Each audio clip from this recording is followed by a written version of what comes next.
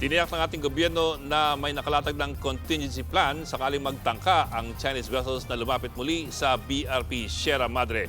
Kasunod po yan ang matagumpay na pagtaboy ng ating militar sa mga Chinong umaaligid sa lugar. Nasa frontline na balitang yan si Camilo Samonte. Nitong August 20 na mataan ng ating militar ang 5 barko ng China Coast Guard at 9 na Chinese militia vessel na umaaligid sa Ayungin Shoal. Bukod pa ito sa 11 fast boat na may mga armadong Chinese. Ayon mismo kay Defense Secretary Gibo Teodoro, hindi raw pangkaraniwan ang ganitong karaming Chinese vessels sa Ayungin. Sa kabila nito, hindi naman sila lumapit sa BRP Sierra Madre, ang lumang barko ng Pilipinas na nakasadsad sa Ayungin at nagsisilbing garrison ng militar. Sa ngayon, nananatiling maayos ang lagay ng mga sundalong nakadeploy doon. At this time, wala po kami nakikita. But of course, laging listo.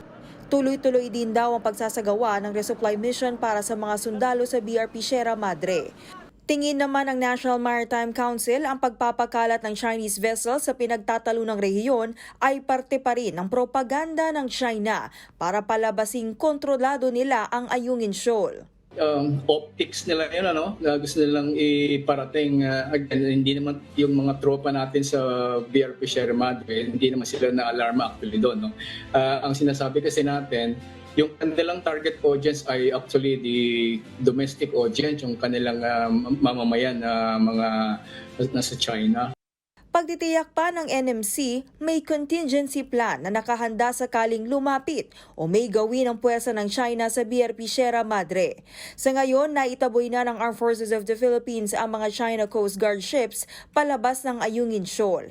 Sabi ni AFP Chief of Staff General Romeo Browner, natanggal na rin ang mga fishing net na inilatag ng China na posibleng pangharang sa napapasok ng bahura.